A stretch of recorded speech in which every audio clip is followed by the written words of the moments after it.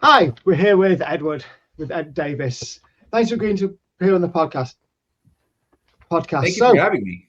Yeah, no, it's great to have you. So, let's get straight in. Just before we start, just tell me a little about yourself and the other people involved in creating the podcast.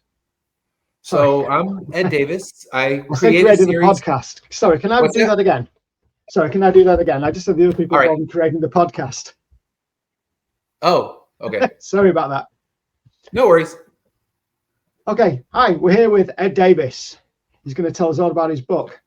Ed, before we get started, can you just tell us a little bit about your book, a little bit about yourself, and a little bit about the other people involved? So the book that I'm writing is called Immortal Era. I've been working on it since 2019, and it tells the story of a post-apocalyptic world 200 years in the future where I'm immortal. And with this book, we are now currently about to release the 8th issue of the series. For the entirety of the series, I've been working with Cezar Oliveira. He's been doing the pencils and the inks. For the first 6, I worked with a colorist named Viviana Spinelli, but she actually got hired at a bigger job doing animation with Netflix. So now I'm working with Maja Opacic. I'm hoping I pronounce her name right. And she's been doing colors for 7 and 8 and actually about to start coloring issue 9. So at the moment we have the artwork for all the way through 10 done, and we're going to start getting colors on that. So it's going to be a large series when it's all said and done. We're looking at a 24 issue series, and I'm trying to keep ahead so that we can have a decent release schedule. I mean, we'll never be Marvel, we'll never be DC. I can't give you a monthly book. No, but if we can get a book every 2 to 3 months, it's fast for indie. Yeah, I mean you're kind of working on the kind of same kind of timelines I do, and you're also kind of working. I mean, I like to work ahead too. I like to launch Kickstarter when there's a book ready to go, rather than launching Kickstarter and then kind of go through the process of of putting everything together. So that's great. So what sort of readers is it aimed at? I think this one, it's definitely an adult's book. It's a lot of violence. There's a lot of profanity. So this isn't the kind of book that you want to hand your elementary school child. This book is more, I think, young adults, 18 to 34 is that kind of sweet spot range. Because what I've seen, because you envision in your head who's going to be reading your book, but you don't really know who the big readers of your book are until you've worked a lot of cons. And who are the people that are coming to your table and buying your book repeatedly. And I see that the women's market, that young adult women's market, they seem to flock to the book because I have a female protagonist, I have strong female characters, and that's something that appeals to them. But you also get those fans, just if you're a big fan of the post-apocalyptic genre, if you like horror, then it kind of grabs those people too. So the market that I would have never seen, I wouldn't think that the younger women would be the ones coming to it, but those are the ones I see coming back to the table. Because people to buy a 1, that's not your sign. A lot of people will buy a 1, but that doesn't mean that you've hooked them. The ones that buy a 1 and the next day they're like, okay, I need 2 through everything because I need more of this book. Those are the ones I see coming back. And of course that's how you grow. That's how that's how your comic becomes a more, people, everyone will try it in a first issue. A lot of people will. It's the fact that you keep them coming back and back and back, which gives you the opportunity to do what you're doing. So if we go to the next question, I just bring up. So we've got your Kickstarter up at the moment. Now this is probably going to go out about 2 days from now, so it should be about 12 days to go. Okay. I just want to show the people some of the stuff. So, I mean, firstly, the art. I don't know if this is early art from the first issues with the original colorist. Yes. I mean, it's absolutely fantastic. I mean, I've had a good look through. The art, that art right there would be with the new colors. So I put a little bit from every issue because when I do a Kickstarter, you not only want to keep your readers, you want to try to bring in the new ones. So it's like I'm inviting you, if you've never seen or heard of the book, come check it out. There's art from every single issue throughout the story. Yeah, it's a great cover as well. Yeah, I love that. Is that the main issue 1 cover or variant? That's the main issue 1 cover. The variant it's sold out a long time ago, and I didn't do a lot of artwork with that. I didn't do a lot of prints, but I do have a T-shirt with the original variant. Nice. And yeah, that one, it was a really popular cover. And when I do my variants, I only print 25 of each one. So that one is, if there's people that are trying to go back and collect all the pieces that they missed, that's the one missing link for most people. Okay. All right. So next question. What have been some of the most unexpected challenges or rewards you've encountered as a writer of comic books? I think the rewards are easy. When you get a reader who comes to your table after reading issue 1 and they are so excited, they're so pumped up, they want more and they want to pick your brain, they fall in love with a character, and it's never the character you expect them to fall in love with. And you know, the characters, that's interesting. The ones that you think they're going to love, they're like, oh, that one's fine, but I love this and this, and they love every detail about them, and you can tell they've read the book multiple times because they're picking on little things. It's like, wow, that was a small little bit that I threw in there. And the fact that you found it, that's just amazing. As far as challenges go, I think the biggest challenge I faced was when we were taking the first 6 issues and moving them into a hardcover trade format. I didn't know about reformatting pages. I didn't know about all of the little things that would have needed to be done. I just assumed, here's the pages, send them to the printer.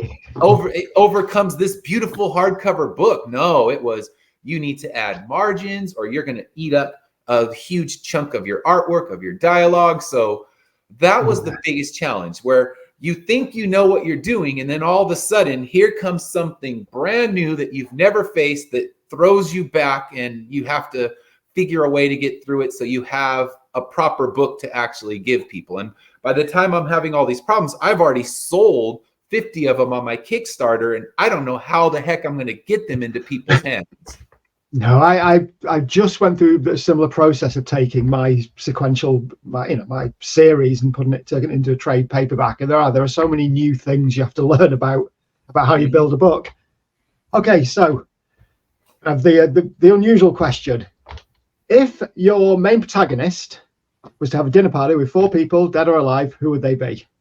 Oh wow, my main protagonist is a bit of a grump, so.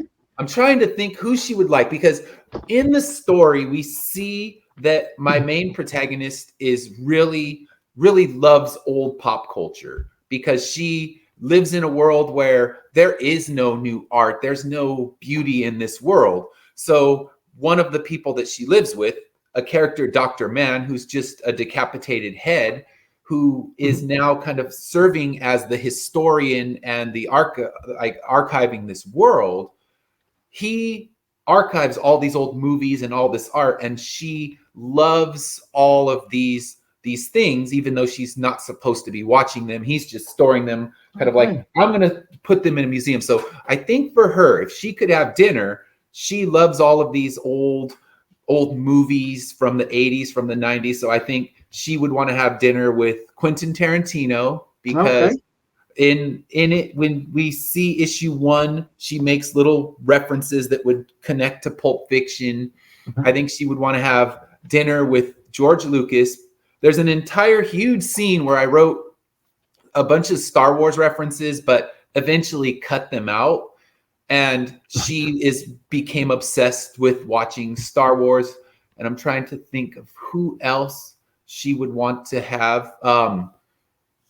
Who else? So she has 2 right there. Quentin Tarantino, 2 there. George Lucas. I think Ralph Macchio, because she refers to the Karate Kid, and that's something she loves, that particular series. And then I think the 4th one that she would want to have dinner with would be, wow. See, now you got me. I'm trying to think. So knowing her pop culture love that she has, what would be the 4th one? And I think it would be Keanu Reeves, because she also loves The Matrix. Yeah. And I wrote this entire, in issue 3, that's where we get the little Karate Kid reference. There was an entire giant sequence, probably like, it ended up being about 12 pages, but it would have just been them walking and talking about pop culture stuff. And I realized quick, my readers don't want 12 pages of, nerding out with pop culture. So it got there are shrunk times down to like 3 panels instead of 12 pages. But in it, we just see her love for all things pop culture, and also kind of making jokes like, oh, this Matrix movie, it's so amazing. And they were supposed to be making 2 more, and the world was robbed of what was going to be this brilliant art. So it's kind of poking fun at the fact that you're better off without those 2. It's easy to do that, isn't it? It's easy to have your own kind of little pop culture references, and you just end up, I've done it myself. I've written pages and gone, this is just me now. I'm just writing what I want to. Yeah, what I want to say. I'm just talking now. It's not my character. Yeah. And I have a file. It's a worthwhile I never exercise. delete it.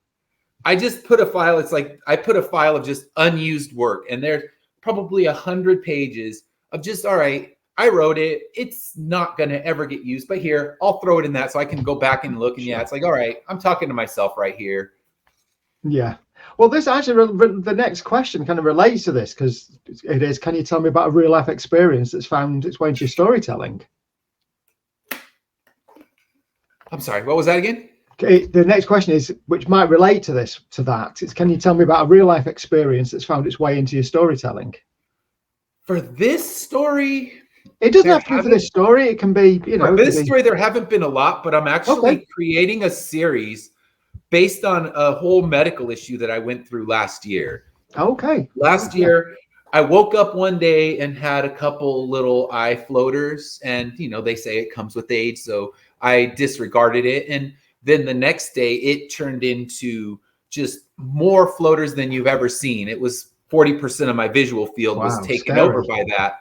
And I ended up having to have 2 emergency surgeries, and they had the problem fixed.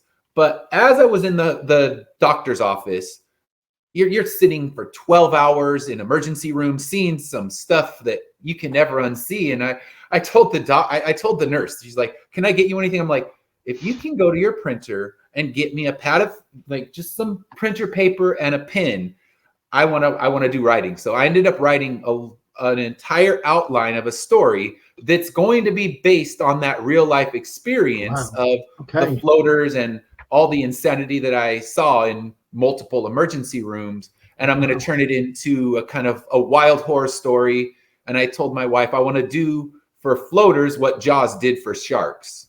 Well, I mean, it's incredible where some inspiration comes. Are you okay now? It's okay now. Yeah, I got okay now. I got one that hangs around once in a while, but when it was just, I went outside, I was going out for one of my runs, and I look out and see nothing but floaters. And I thought, oh, that's not how it's supposed to be. No, so it's not. No, I'm glad the doctor, and the first surgery came, and then they said, oh, this isn't going to be fixed with just this surgery. We need you to come back for another one.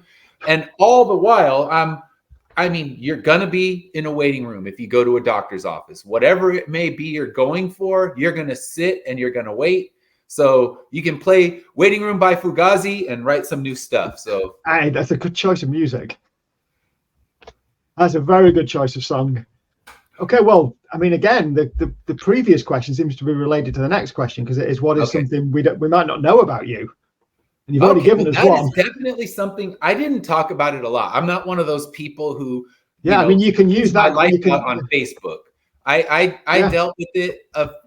My family members, some of them knew about it. Some of them were like, I walk in wearing these shades, and they're like, oh, you going for the Arnold look? You want to be the Terminator? I'm wearing these blinders, and it's like, no, I'm telling them, and people are just like, wow, we didn't even know. So I don't think a lot of people knew that I was going through that particular ordeal. And also during that same time, my Facebook account got hacked, and there was this whole thing, this Lily Collins hack that was going on. It was a huge thing. It took over 1 million accounts over, but I kind of remember that. It really quiet. I do. Yeah, I knew. Yeah, I was lucky, but I do know a few people. Yeah, so I got hit with that. So when the eye thing was going on, that was also happening. But even if I hadn't been turned into Lily Collins at the time, it's not something I would have been talking about. But eventually, the story's going to be out there, because I'm going to turn this whole story into a comic script, and it's going to be a wild kind of Junji Ito style. I want to do it almost like a manga style with wild, crazy monsters and everything. So that's my overall goal, is to take that piece of my life that I just kept quiet. I didn't need to, scream out at the Facebook world and get your heart likes. I just was dealing with it myself.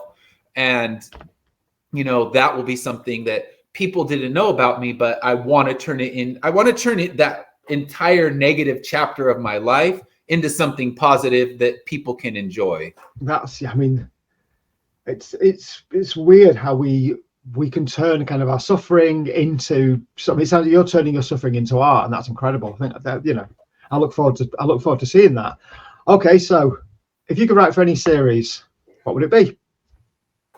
If I could write for any series, I would love to write for Batman.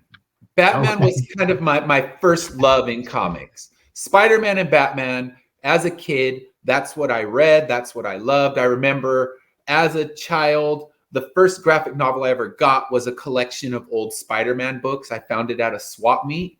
And then Batman was the first one I started to read in its actual run of continuity. So I remember buying the Death in the Family series. So if I could write for anything, it would definitely be writing for Batman. I would love to try to take a spin on Batman that people haven't done already. And I think that would be the hard thing, because Batman has been written for so long by so many people. It would be hard to do something new, but I would love the challenge of, okay, now how can you make Batman feel new and different to readers that know it inside and out?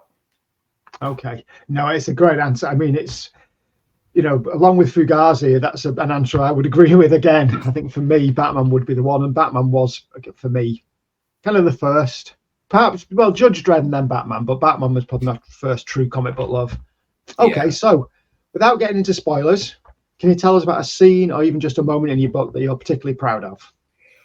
Okay, so it'll be tiny spoilers, but in issue 3, there's one page where we see what happens to a woman who's pregnant when you're in this world where everyone is immortal and the government is highly sanctioning how many children would be allowed to be born, anything like that. So we see this one page. And what I've done is I created that page to become an important page in the entire mythology of the series. So that page, I finally give the payoff. We find out who it was and how that person who we see being captured in issue 3 is hugely important to the series. And pretty much that one page is the most important page in the entire first 2 story arcs. So I love when I finally got to do the payoff for that one page, because we see it in issue 3 and it just seems like, okay, Dr. Mann is kind of telling his backstory, and in it we just see a woman being captured and we just assume, okay, he's just showing us what happens if you're caught pregnant. And then issue 8, I open it a little bit more, and by issue 9 we get the full reveal of everything and how it actually relates to our characters in the story. And that was something I had a lot of fun with, just opening that bigger and bigger until now everyone can see what seemed inconsequential is actually hugely important for the series. It's nice, isn't it? It's great to be able to build something very early and then kind of reveal it much later. So people have been paying attention for the whole time. Mm-hmm. People that followed you along that's a gift to them. Yeah, and it's that sounds excellent. So, what coming projects are you excited about, and what can your readers look forward to in the future? All right, so I actually have. I mean, we obviously covered one big one. Yeah, we know Immortal Era is coming. Immortal Era 8 will come out this year. I'm hoping to actually get 9 out this year as well. And as far as Immortal Era issues go, that's my favorite thing that I've written, because that's kind of big reveals that really open up the world and reveal different parts of the lore that we didn't know existed. And then beyond that, we talked about the series. It's just loosely named Floaters right now. What it will be named in the end, that's to be determined. But I'm hoping to have that script in the hands of an artist by the end of the year. Wow. I'm also working on another brand new series named Corruptor, and that one is actually ready to go. It's gonna the colorist is finishing up the last few edits today, and that's going to be going to the letterer. So as soon as Immortal Era 8 closes, I'm going to launch that one in October, and that it's a shared universe with the Immortal Era universe, but a completely different vibe and story. The way the connection is there is it has heaven and hell fighting a battle to see who can get the most souls before the portals to the afterlife are closed when the Immortal Era begins. So you've got a lot going on. Sounds exciting. Yeah. Okay. So we're on to the last question, which is your opportunity to give a 2-minute pitch and send us all over to what looks like a fantastic Kickstarter. All right. So the pitch of the story is it's a post-apocalyptic world 200 years in the future where everyone mysteriously became immortal in the year 2000. But with their immortality, they didn't gain powers or abilities. They can still age, still get sick. One of the main characters of my story is a decapitated head who's forced to continue living on. So it centers on a group of 5 heroes. They're out seeking relics that would explain why people have stopped dying, because for them, their ultimate goal is to restore the natural life cycle and to save humanity by killing them. It's a big ongoing series. I'm revealing new pieces of lore every single issue, and it's something. This is kind of my series that I started writing all the way back in 1998, and will finally be able to finish. And it was one of those things I thought so many times was just going to die in my head. So I'm as excited as anyone when a new issue comes out, because I realize, okay, I didn't just let this thing disappear. So there's always a new Kickstarter when issues are out, but I also have a web store on my regular website. So if you want to just go get a trade right now and you don't want to have to wait for the Kickstarter, those are available there. And then there's going to be a lot of news coming up with the new Corruptor series. So that one will be launching on Kickstarter in October. So a lot of exciting stuff for Finish Line Comics over the next few months. Okay, now I'll be putting on all the links to your stuff. People can click below. They'll all be posted there. And please do so. Please go and support the comics. It looks fantastic. I haven't read all of them. I must admit, I read up to, I think you sent me up to issue 8. I think I read up to issue 5. Yeah. It's a great series. I'm going to be carrying on reading that. And I just hope the Kickstarter carries on doing well, because you're already past your target at the moment, aren't you? Yeah, we hit our funding goal. Yeah. So now we're just working on trying to unlock some of those stretch goals. Yeah, for sure. Because I love to load up people's, I have a little stretch goal envelope that everybody gets, and I like those to be filled and fat. So we've unlocked a few stickers.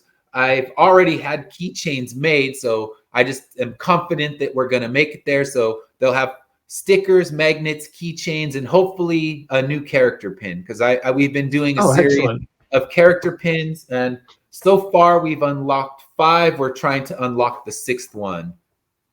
Okay. Well, no, everything looks fantastic, and thank you so much for joining me today. And everyone watching, click below, go to the Kickstarter, buy the book. Thanks for being on, Ed. I appreciate you talking to me. See you again.